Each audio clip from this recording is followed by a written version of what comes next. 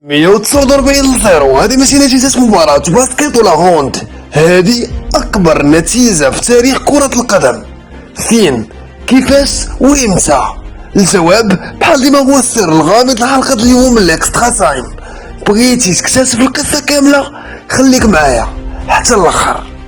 ديال الفار اليوم ايضا البدايه فيها بالمنتخب المحلي واللي اخيرا قدر يخطف لقب الصان الثالث في تاريخ المغرب من بعد اداء مبهر ضد المنتخب المرغاسي في النهائي. ماتش اللي سلب 3-2 فيه نجوم كتيبه سكيتشي كيساليو الباركور الخرافي ديالهم طيله البطوله باحسن طريقه ممكنه. البطوله اللي من خلالها ايضا ابرز نجوم المنتخب المحلي طلقوا باب المنتخب الوطني الاول وبقوه. الحاجه اللي غادي دينا مباشرة الحديث على لائحة وليد الركراكي لمواجهة زامبيا والنيجر، اللائحة اللي كان المنتخب المحلي مهدي الحرار لأول مرة ويوصف بالأمريكا العادة، عرفت كذلك ظهور اسم نائل العيناوي لأول مرة. لا ليست اللي كان ضروري دير بوليميك كبير على بعض الأسماء أهمهم عز الدين أوناحي وأسامة العزوزي، اللاعبين في دقائق لعبهم قليلة بزاف بالمقارنة مع بوغرين وحريمات اللي داروا الشان في المستوى الكبير. زيد على ذلك غياب المتألق وهداف دورات الصان أسامة المليوي الحضوري يوسف النصاري، واللي شخصيا أتساءل علاش من 2016 لدابا اسم يوسف النصاري كيكون حاضر في جميع تجمعات المنتخب الوطني الأول. واش فعلا يوسف النصاري ديما في الفوق اللي تخليه يكون في لاريست المنتخب طيلة هاد السنين؟ كارلوس الصغير الايسر اسطوري المنتخب البرازيلي وقف قدام مخالفة على بعد حوالي 35 متر من المرمى، الزاوية شبه مستحيلة. كلشي كيتسنى شنو ممكن يوقع. 3 يوليو 1997 المكان ملعب زيرلون ليون. الحدث مباراة ودية تجمع بين منتخب فرنسا والمنتخب البرازيلي استعدادا للمونديال 1998.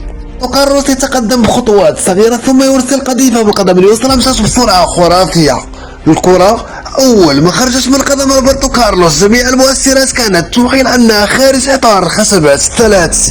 في الوقت اللي كلشي كيتسنى ضربة مرمى للمنتخب الفرنسي، المفاجأة الكرة بفعل قوة دورانها عرفت بسط المجنون وسكنت في الجهة اليمنى للحارس الفرنسي فابيان بارتيز. الجمهور اللاعبين وحتى فابيان بارتيز براسو كلشي واقف مصدوم. هدف خرافي، الهدف اللي مجموعة من المعلقين لقبوه بالمخالفة المستحيلة، خلينا كاملين في كل مرة كنشوف فيها تسديدة كتنحرف من خلال الكرة على المسار الرئيسي ديالها كنقولوا هذا ستيل روبرتو كارلوس. 149-0. هذه ماشي نتيجة ديال ماتش الهوند ولا الباسكيت، هذه أكبر نتيجة في تاريخ كرة القدم. الحدث حقيقي وطرا سنة 2002 في مدغشقر، في اللاعبي فريق المرن قرروا يحتجوا على قرار ظالم تحكيمي في حقهم في المقابلة اللي قبل، ولكن بطريقة غير متوقعة. لاعبي فريق المرن بمجرد اطلاق ضد مرماهم الجمهور ولاعبي الفريق الخصم حتى شي واحد ما فاهم شي حاجة وكلشي مصدوم. لاعبي فريق المرن استمروا في تكرار العملية وهدف مورا هدف النتيجة كتكبر، وفي نهاية المقابلة وبالدقيقة 90 لوحة النتيجة أثارت العدد لا يتصور. النتيجة اللي جات تعبيرا على ظلم تحكيمي ضد الفريق خلت الفيفا تدخل على الخط، والاتحاد المحلي فرض عقوبات قاسية على المدرب وعلى عدد من لاعبي الفريق.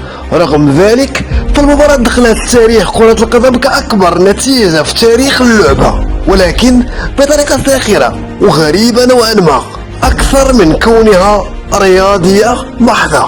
المعلومة الغريبة ديال اليوم كنكون وصلنا لنهاية الابيزود ديال الاكسترا تايم. إلا وصلتوا لهنا ما تنساوش تابوناو تخليو كومونتير. تهلاو.